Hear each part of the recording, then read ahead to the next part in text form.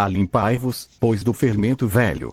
A festa dos asmos, memorial perpétuo. Êxodo 12, 15 a 17. 7 dias comereis pães asmos. Ao primeiro dia, tirareis o fermento das vossas casas, porque qualquer que comer pão levedado, desde o primeiro até o 7º dia, aquela alma será cortada de Israel. 17 Guardai, pois, a festa dos pães asmos, porque naquele mesmo dia tirei vossos exércitos da terra do Egito, pelo que guardareis este dia nas vossas gerações por estatuto perpétuo. 1 Coríntios 5, 7 e 8. Alimpai-vos, pois, do fermento velho, para que sejais uma nova massa, assim como estáis sem fermento, porque o pão está presente na culinária de quase todos os povos da terra. Pão ázimo, matzo, idish, matzá, hebraico, era o pão usado na festa dos pais asmos. João 6,51. Eu sou o pão vivo que desceu do céu, se alguém comer deste pão viverá para sempre. Jesus comeu o pão, multiplicou o pão, ensinou a pedir o pão. O que ensina Paulo, citando a festa dos asmos? Bem, ela é um memorial perpétuo da comunidade judaica, uma comemoração santa lembrando a saída do povo hebreu do Egito, a libertação. Sendo esta alforria, uma alegoria da libertação da escravidão do pecado, pelo sangue do Cordeiro de Deus, Cristo Jesus.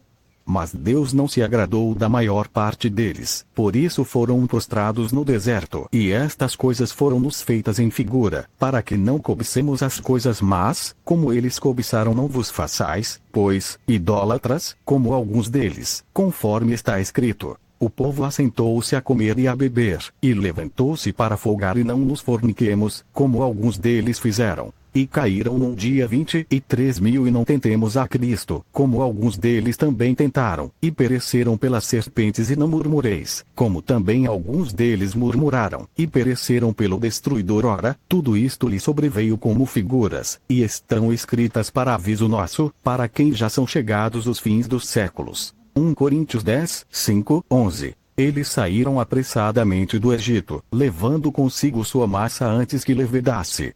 Êxodo 12:34.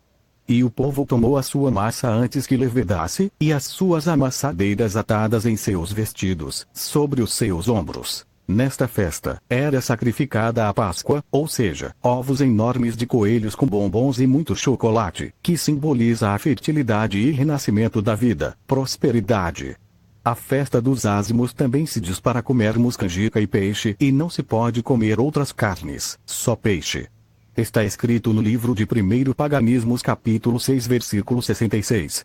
Não é nada deste paganismo, mas uma comemoração, que relembra os fatos ocorridos, pela intervenção do Senhor. O cordeiro morto e seu sangue colocado nos umbrais das casas dos hebreus, para livramento do anjo da morte. O sangue do cordeiro proveu um resgate pela libertação do povo hebreu. O cordeiro, ou cabrito deveria ser sem mácula. Êxodo 12, 5. 2. Ele seria sacrificado no 14º dia do mês, à tarde. 3. O pão do memorial também teria que ser santo e sem fermento, e o cordeiro não cozido em água, mas assado. A Páscoa, a saída do Egito e o sangue do cordeiro, apontavam para o sacrifício do Cordeiro, de Deus, que viria tirar o pecado do mundo. Uma tipificação da pessoa do Senhor Jesus, João Batista declarou quando viu a Jesus. João 1:29.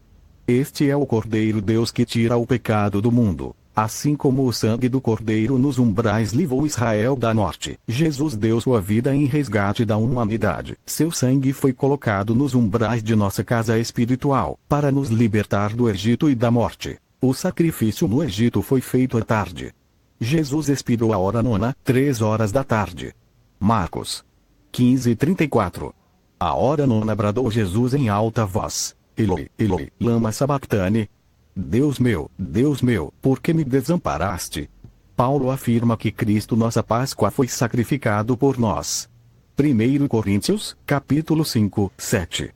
1 Coríntios 11:26. Porque todas as vezes que comerdes deste pão e beberdes deste cálice anunciais a morte do Senhor até que venha. Todas as vezes que participamos da ceia, estamos relembrando o sacrifício do Cordeiro de Deus, nossa saída do Egito. Não precisamos mais oferecer sacrifícios de animais, pois isto era a sombra da redenção, que é Cristo, o Cordeiro de Deus. Porque tendo a lei a sombra dos bens futuros, e não a imagem exata das coisas, nunca, pelos mesmos sacrifícios que continuamente se oferecem cada ano, pode aperfeiçoar os que a ele se chegam. Hebreus 10, 1. Jesus, na ocasião da última Páscoa, revelou o que significava. Marcos 14 e 12, e no primeiro dia dos pães asmos, quando sacrificavam a Páscoa, disseram a seus discípulos: onde queres que vá fazer os preparativos para comeres a Páscoa? Versículo 22, e comendo eles, tomou Jesus o pão, e tendo dado graças o partiu e disse: tomai e comei, isto é o meu corpo. O pão que Jesus tomou é certo que era pão asmo, pois era a festa dos pães asmos. O pão asmo é o símbolo da noiva do Senhor. Paulo revela ao escrever aos Colossenses 1 e 18, e ele é a cabeça do corpo, da igreja. A noiva do Cordeiro é a imagem refletida na festa dos asmos. Aleluia.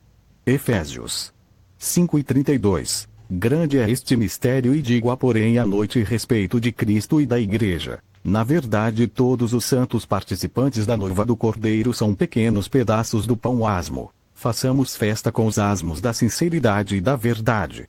O que é o pão asmo? Pão asmo é pão sem fermento, porém há outros ingredientes importantes para se fazer o pão asmo. Por que da proibição do fermento na Santa Receita? Fermento: a substância química capaz de provocar reações químicas em outras matérias sem nada ceder de sua própria matéria. Isto simboliza alguém capaz de causar discórdia, inveja, separação e rebelião onde quer que esteja. Fermenta tudo, então ele some deixando sua fermentação destruidora. B. Massa de farinha que azedou, e que misturada à massa nova fermentou-a. No princípio, amassava-se o trigo com água, e colocava-se ao sol, e comia-se o bolo tostado no sol, a massa velha era jogada fora.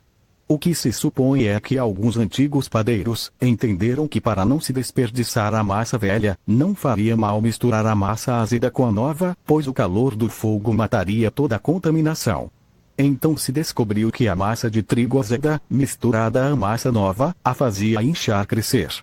Desta forma foi descoberto o fermento vivo, ou biológico. Então o fermento é um ser vivo microscópico, que fica adormecido durante muito tempo, e que ao ser umedecido começa a se multiplicar na massa. Assim, deixava-se a massa azedar para se misturar à massa nova. Este ser, quando percebe que vai morrer, se multiplica mais rápido. Na saída do Egito não houve tempo para a massa azedar. Êxodo 12:34. O povo tomou a sua massa, antes que azedasse, e as suas amassadeiras atadas em trouxas com seus vestidos, sobre os ombros. Então fermento biológico, é um ser vivo que se desperta quando umedecido e misturado à farinha. O fermento vivo na massa da igreja. Existem pessoas enviadas para umedecer o fermento adormecido, depois somem. Quando o fermento começa a se multiplicar na massa, começam a aparecer bolhas vazias, que pelo calor o processo de carbonização. Estas bolhas contêm gás carbônico que é o antagonista do oxigênio. O gás carbônico não mata, mas onde ele está o oxigênio está ausente, e o ser vivo morre sufocado por falta de oxigênio, assim como os pães chamados Sardes e Laodiceia. Pareciam vivas e belas, mas estavam mortas, fermentadas e sem oxigênio. O que fazer numa igreja de destas? Subam o mais alto possível, pois o gás carbônico é um gás que tende a descer e manter-se embaixo. Suba a escada da reverência, da santidade, da palavra e da verdade. No alto tem oxigênio. 4. Mas também tens em Sardes algumas poucas pessoas que não contaminaram suas vestes, e comigo andarão de branco, porquanto são dignas, disso Apocalipse 3:4. Como há pão fermentado e cheio de gás carbônico, cheio de mortos, igrejas que de tão inchadas se tornam gigantes, belas e formosas, cheia de mortos por dentro.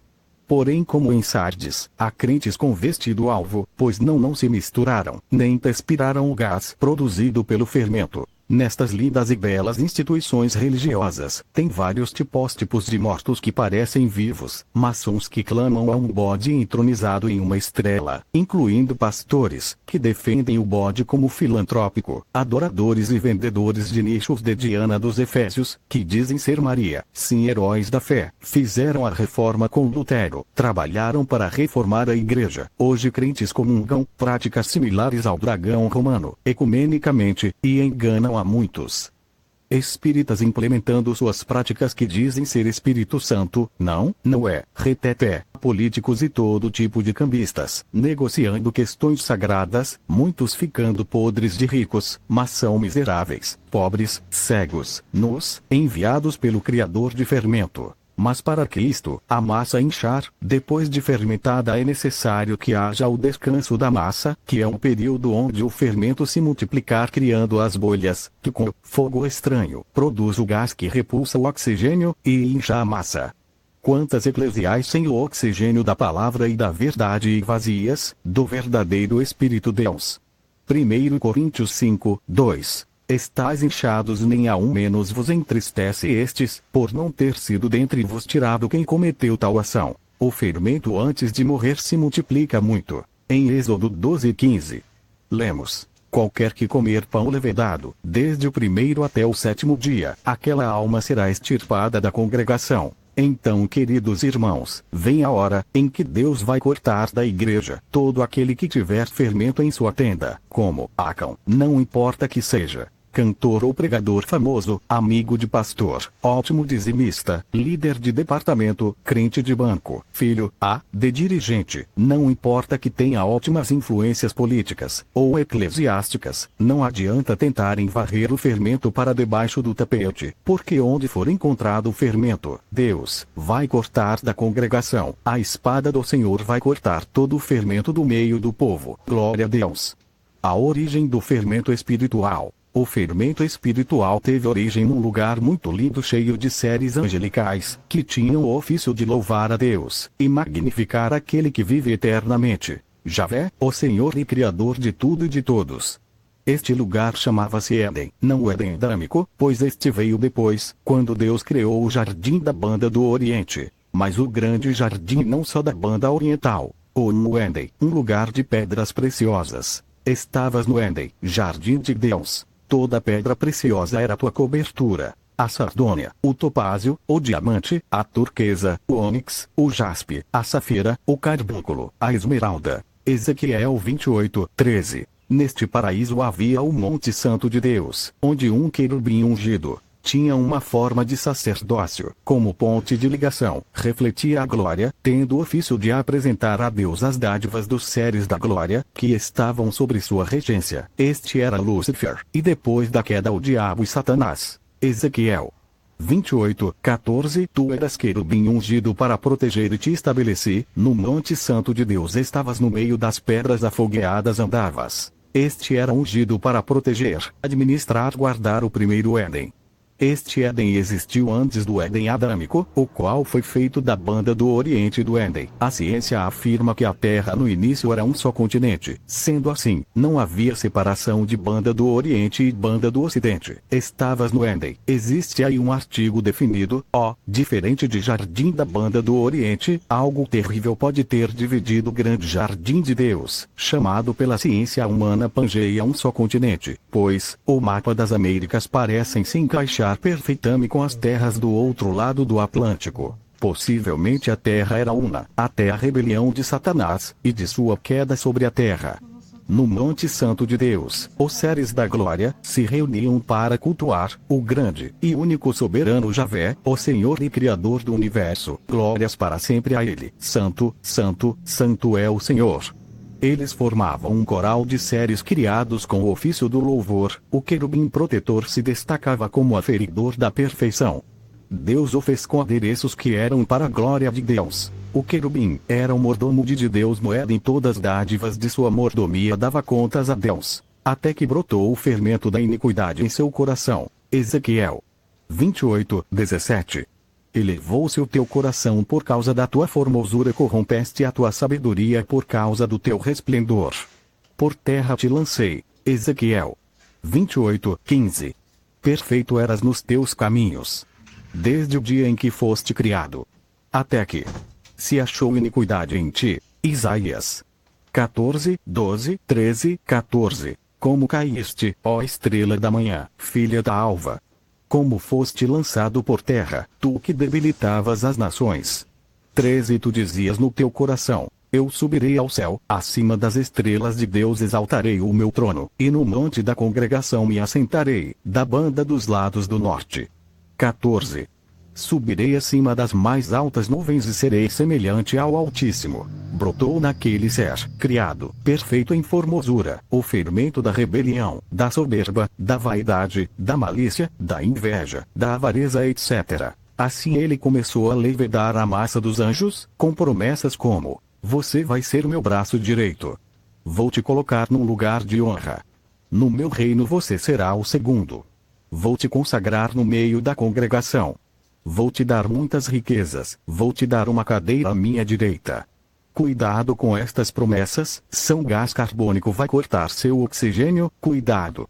Antes de aceitar propostas irresistíveis, verifique se as tais promessas glorificam a Deus, pois Ele é o autor e dono de toda dádiva perfeita. Deus poderia ter lançado logo no fogo o fermento que foi encontrado no meio dos seres da glória, assim outros anjos não seriam contaminados por aquela massa que azedou. Entretanto, o Senhor Jesus nos afirma que Deus procura os verdadeiros adoradores, que o adorem em espírito e em verdade. João 4:23. Deus deixou a massa se misturar com a massa nova e descansar, e 1/3 dos anjos foi levedado. Estes anjos trocaram a glória, a majestade, a sublimidade, a excelência, o poderio, por promessas de elevação pessoal, comeram da massa azeda, e incharam-se por completo. No meio dos anjos, Deus encontrou verdadeiros adoradores. 2/3 dos anjos que não se deixaram levar pelas promessas vazias de Satanás, recusaram a comer da massa azeda, tiveram por muito mais excelente o direito e o privilégio de assistir diante da face do Altíssimo, e magnificar o seu Criador e Dono, aquele que tem ele só a imortalidade.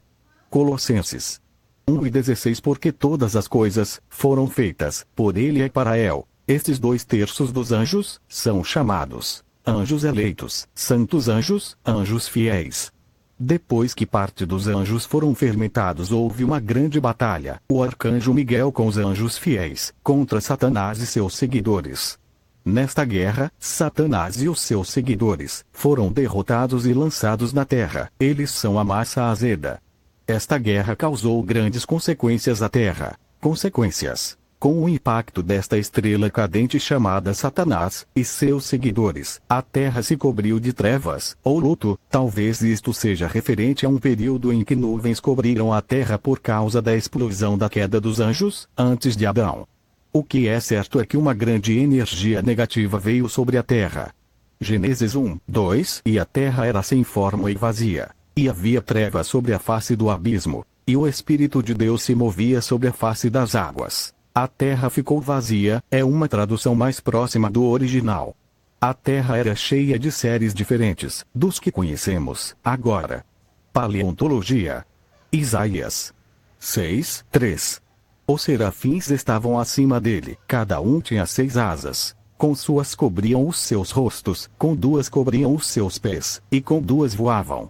E clamavam uns para os outros, dizendo: Santo, Santo, Santo é o Senhor dos exércitos. Toda a terra está cheia da sua glória.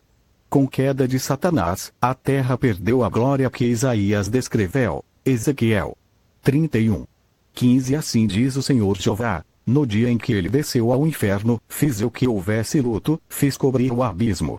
Por sua causa, retive as suas correntes, e elas detiveram-se, e cobri o Líbano de preto por causa dele, e todas as árvores do campo por causa dele desfaleceram. 16. Ao som da sua queda, fiz tremer as nações, quando o fiz descer ao inferno com os que descem à cova todas as árvores do Éden, a flor e o melhor de Líbano, todas as que bebem águas, se consolavam na terra mais baixa. 17. Também estes com ele descerão ao inferno, a juntar-se aos que foram seu braço, e que estavam assentadas à sombra no meio das nações. 18. A quem, pois, é semelhante em glória e em grandeza entre as árvores do Éden. Estas são seres primordiais, contemporâneos do querubins. Todavia descerás com as árvores do Éden à terra mais baixa. No meio dos incircuncisos, jazerá com os que foram traspassados à espada. Este é Faraó, tipificando o diabo, e toda a sua multidão, os seres caídos. O versículo 16, o som da tua queda fez tremer as nações. faz-nos lembrar a bomba atômica, só que uma de proporções imensas, capaz de devastar a Terra e tudo o que havia nela. A geologia confirma que a Terra faz grandes transformações, e uma das teorias sobre a extinção de seres que denominaram dinossauros seria que um grande cometa atingiu a Terra. A estrela ou grande cometa, que é Satanás, caiu, foi lançado com ímpeto por terra. Por isto, a Terra era sem forma e vazia. General 1,1 Precisamos separar. No princípio, criou Deus os céus e a terra. Criação divina. General 1:2. E a terra era sem forma e vazia, e entendemos ser a consequência da queda daquela estrela cadente. Êxodo 12:14. Isaías, quando teve a visão da glória de Deus, diz que toda a terra está cheia da tua glória. Não fala de uma terra amaldiçoada, mas de uma terra paradisíaca, o grande jardim de Deus perfeito. Massa azeda lançada sobre a humanidade. Após a queda dos anjos e seu líder, a terra foi devastada. Deus então decidiu restaurar a terra, e criar novos seres diferentes dos primeiros e um ser especial, conforme sua imagem e semelhança. E assim foi. Deus criou o homem e o colocou como guardião do jardim que havia plantado da banda do Oriente do Éden. Fica a questão: por que Deus rejeitou a banda do Ocidente? É possível que o impacto da estrela errante tenha dividido o grande jardim, que possa ter caído, onde tornou-se o Ocidente. O azedo anjo caído sentiu inveja do novo ser, e Deus permitiu que fosse lançado o fermento sobre a humanidade, e o homem caiu, e foi destituído da glória de Deus. A humanidade fermentou, e surgiram grandes bolhas de gás carbônico CO2, retirando o oxigênio santo que é a glória de Deus. O fermento da violência. Caim foi a primeira bolha que surgiu com fermentação. Daí em diante o fermento foi se multiplicando, o fermento da violência, e com a violência o homicídio se multiplicou muito. Terríveis bolhas cheias do CO2, da morte, pois onde tem CO2, não há oxigênio, então vem a morte, como Lameque. General 4:23. Antíoco Epifânio, um governador da Judéia, idolatra, homicida, que tentou acabar com o povo hebreu e com seu culto a Javé, o Senhor. Uma das piores fontes de CO2 da morte, em toda a história, é o Império Religioso Romano. Esta fonte de CO2, pois a massa da igreja se misturou com aquele que domina este mundo, o dragão do Império Romano. Segundo dados históricos, essa fermentação assassinou, sufocou milhões de pessoas, durante a chamada Santa Inquisição. Todos que não aceitavam a massa azeda dos anjos. Com essa mistura, veio o paganismo, imundícies e idolatrias. Quem não comesse da massa azeda, era chamado herege e queimados em praça pública, sem nenhuma piedade, em nome de Deus. Grandes cruzadas para acabar com os chamados hereges. Os romanistas tentaram matar todos que fossem contrários à religião oficial do Império Romano. Esta é a pior consequência da fermentação da igreja, com o azedo dragão romano. Matava-se em nome de Jesus Cristo. O fermento da rebelião. Revolta contra as autoridades superiores, ou contra as ordens estabelecidas, ou insubordinação à autoridade superior. A primeira grande bolha de rebelião da humanidade foi Nimrod, neto de Cão, filho de Noé. Este nome significa: ele se rebelou. Nimrod foi contrário à ordem de Deus de encher a terra. Ele não queria que a humanidade se espalhasse. Ele achava que se eles estivessem espalhados, Deus enviaria outro dilúvio e os destruiria. Por isso achou melhor ficarem agrupados e que construíssem uma torre que tocasse no céu, para que se Deus enviasse outro dilúvio, eles se refugiariam na torre. Ele achava que na torre Deus não os conseguiria destruir. Na verdade, ele estava desafiando a Deus, na tentativa de vingar-se de seus antepassados que foram mortos pelo dilúvio. Por isto, Deus confundiu sua linguagem, para que se espalhassem. Aí está a origem de toda a seita herética. Babilônia quer dizer confusão. Gênesis 11:7. Eia, desçamos e confundamos ali a sua língua, para que não entendam a língua do outro. Fornicação. Esta também é consequência da mistura com a massa azeda moderna. Onde está o oxigênio, Cristo, a vida? Este CO2 tem assolado a humanidade, começando por Lameque, que instituiu a poligamia e tem feito cair muitos homens e mulheres de Deus. Por exemplo, Sansão, por causa da fornicação, perdeu totalmente sua unção. Ele se entregou de alma e corpo a uma mulher, serva de Satanás, Dalila. Davi, homem segundo o coração de Deus, cobiçou a mulher de Urias, e na condição de rei, a mandou chamar e cometeu um adultério, e para tentar consertar cometeu homicídio. A bolha da fornicação venceu o rei Davi, e terríveis consequências vieram sobre ele e sobre seu povo. Seu segundo filho que teve deste relacionamento, Salomão, não só caiu na bolha da fornicação, mas mergulhou de cabeça nela. Ele teve 1000 mulheres, e a sua fornicação o levou a desviar-se de Deus e servir aos ídolos. Paulo fala-nos de uma fermentação na igreja de Corinto, e diz que nem ainda entre os gentios havia tal no Coríntios. 5:1 Geralmente se ouve que há entre vos fornicação, e fornicação tal, que nem ainda entre os gentios se nomeia, como é haver quem possua a mulher de seu pai. Seja este tal, entregue a Satanás para a destruição da carne, para que o espírito seja salvo no dia do Senhor Jesus. 6 Não é boa a vossa jactância. Não sabeis que um pouco de fermento faz levedar toda a massa? Paulo ordenou que fosse tirado o fermento da igreja. Hoje há nos templos evangélicos, fornicários, escondido, por conchavos e interesses, Paulo diz ouço falar. Hoje, não só ouvimos falar, mas vemos explicitamente diante dos nossos olhos muitos fornicários fazendo inchar a igreja e asfixiando a muito, nem ao menos vos entristece estes?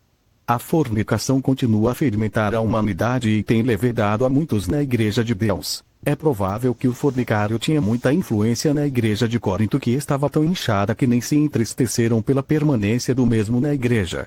E Coríntios 5:2 Paulo diz que eles estão inchados, ou seja, o fermento aziou a igreja. Na igreja atual acontece o mesmo, adultério, a sensualidade, pessoas carregadas de pecado sobem nos púlpitos santos, com conhecimento explícito de sua conduta mundana, e trazem grande alegria. Ninguém fica triste com isto.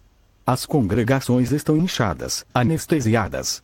É preciso voltar a disciplinar, pois disciplina não é falta de amor. Falta de amor é deixar as pessoas dentro da igreja, mas caminhando em direção ao inferno, lugar dos fornicários. Mas, quanto aos tímidos, e aos incrédulos, e aos abomináveis, e aos homicidas, e aos fornicadores, e aos feiticeiros, e idólatras e a todos os mentirosos, a sua parte será no lago que arde com fogo e enxofre, o que é a segunda morte. Apocalipse 21:8. Capítulo 6.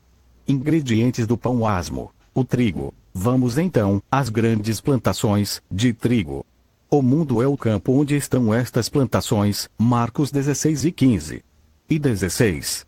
Ide por todo o mundo, e pregai o evangelho a toda criatura. Junto ao trigo, vem também o joio, planta que parece muito com trigo, mas não é, é joio. Está na igreja, dá glória a Deus, fala língua estranha, tem carteira de membro, ou de obreiro, mas não é trigo, é joio. Diferenças básicas entre joio e trigo. Apesar de parecer muito com trigo, o joio é vazio por dentro, o joio não tem alimento para ninguém, é uma casca vazia. O trigo, onde quer que esteja, fornece alimento, pois é cheio de alimento. Assim é o crente, onde quer que esteja ele alimenta os famintos do pão do céu, Jesus. Pois este pão está dentro dele. Jesus falou: se alguém comer deste pão viverá para sempre. O joio é tóxico. Quem tentar se alimentar do joio, vai se intoxicar com a sua falsidade. Ele parece que foi semeado pelo Senhor da Seara, mas é a semente do inimigo, que foi lançada na plantação do Mestre, que é a igreja. Colhemos o trigo, e o separamos do joio. Esta separação é apenas em relação ao pão asmo, pois a separação literal e final será na consumação do mundo. Agora o trigo precisa ser trilhado. Trilhar. Bater com o trilho, para que a palha se solte. A palha do campo não serve para o pão asmo. Quanta palha tem sido trazida para dentro da casa do Senhor? Há muito fogo de palha queimando na igreja. Essa palha do campo, o mundo, não serve para a oferta ao Senhor. Palha diz respeito à inconstância espiritual. Quanto fogo de palha temos visto muito nas festas, congressos da igreja atual. A palha queima rápido, acabou a palha, volta à geleira espiritual, acabou o fogo, vão comer da rede podre de televisão, acabou o fogo, saem mais apagados do que incêndio escaldado. Debulhar, despojar-se da casca. Esta casca também veio do campo, e não nos serve. Precisamos nos despojar dela para fazermos a farinha. Lançai fora. Casca da avareza. Amor às riquezas deste mundo. Não se pode servir a Deus e a Mamon. Buscai primeiro o reino de Deus e a sua justiça, e todas estas coisas vos serão acrescentadas. A casca do egoísmo. Ego, quer dizer, eu. Eu creio que o evangelho mudou o ponto. Eu acho que não tem nada a ver. Eu acho exagero ponto. Eu creio que Deus não se importa com isto. O que eu acho, ou o que eu penso, não tem nenhum valor se não estiver de acordo com o eu sou, que é Jesus. A casca dos costumes do campo. Campismo. Como temos visto, campistas dentro da igreja, isto é, pessoas comprometidas com os costumes do campo, e os trazem para o celeiro do Senhor. A moda campista. Em geral, as modas campistas são feitas por efeminados e pessoas comprometidas com o espiritismo. Para que as tais modas sejam bem aceitas, elas, antes de ir ao mercado, são oferecidas às entidades da macumba, e por incrível que possa parecer, os crentes são os primeiros a lançar mão das tais modas campistas, para desfilar, no que para eles é uma passarela, a igreja. São estes os crentes campistas, que estão amando suas cascas mundanas, que trazem agarradas em seus corações. Malhar o trigo. Malho. Grande martelo de madeira ou de ferro. O trigo era malhado na época de Gideão no lagar.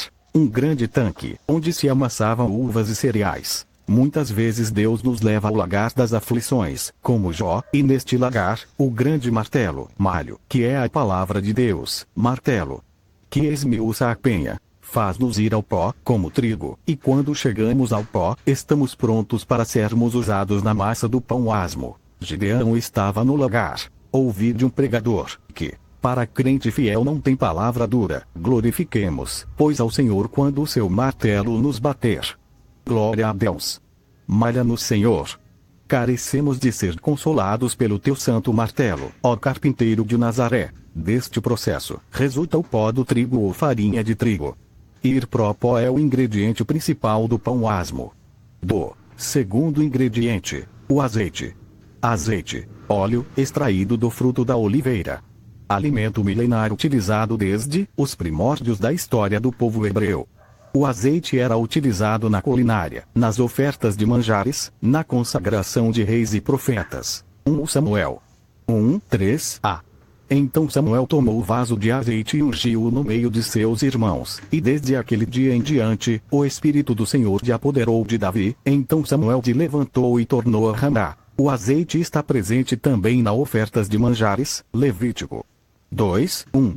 E quando alguma pessoa oferecer oferta de manjares ao Senhor, a sua oferta será de flor de manjares ao Senhor, a sua oferta será de flor de farinha. Nela deitarás azeite e porá incenso sobre ela. O azeite essencialmente é o símbolo da presença do Espírito Santo na vida do crente. Transbordar de sua virtude.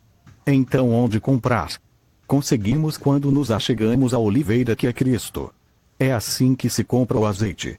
E o azeite produz dentro do crente um fogo divino que o vai purificando de glória em glória.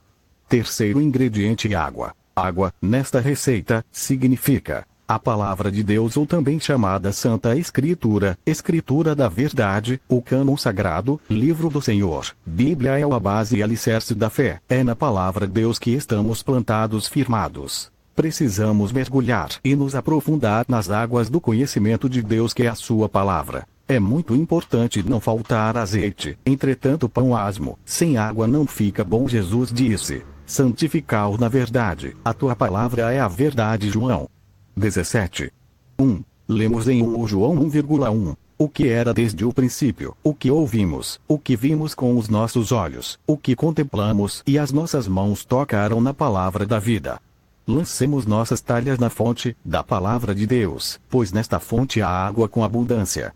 Há muitos sedentos desta água, e nós devemos ser recipientes transbordando de água, que é a palavra de Deus. Há muitos crentes hoje errando por não conhecer as Escrituras. Eles são levados como nuvem sem água por falsos ensinadores e seitas. Quem não constrói sua casa em firme alicerce, certamente verá sua casa desmoronar.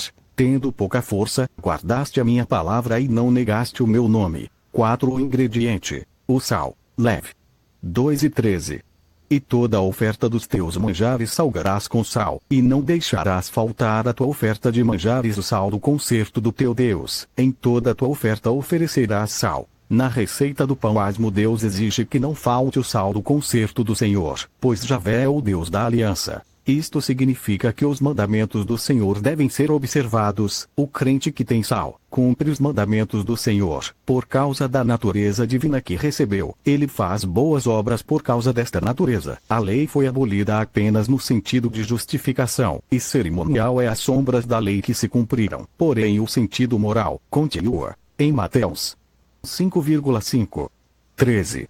Disse o Senhor Jesus: vós sois o sal da terra. Se o sal for insípido, com o que se há de salgar? Para nada mais, senão para se lançar fora e ser pisado pelos homens. É bem interessante observarmos o sentido da palavra sal, neste texto. O sal, em outros textos, pode ter o sentido de tempero. Entretanto, nesta passagem, não tem o sentido de tempero, pois com que se salgará? O texto também manda salgar a oferta, não temperar. Salgar não é misturar, são os crentes salgados que conservam a terra. Há muitos tetraplégicos espirituais, há também hoje muitos pastores como o de Sardes, tetraplégico espirituais. Estes pastores já estão lançados fora como muitos crentes apóstatas. São estes os 4 componentes do pão asmo: farinha de trigo, azeite, água e sal. Precisamos agora de um padeiro que saiba movimentar a massa e levá-la ao forno. Convidamos o padeiro mais sublime de toda a eternidade. Ele é o Senhor Emanuel. É Ele quem movimenta com massa da igreja. Que Deus abençoe em nome de Jesus. Ademilson Silva.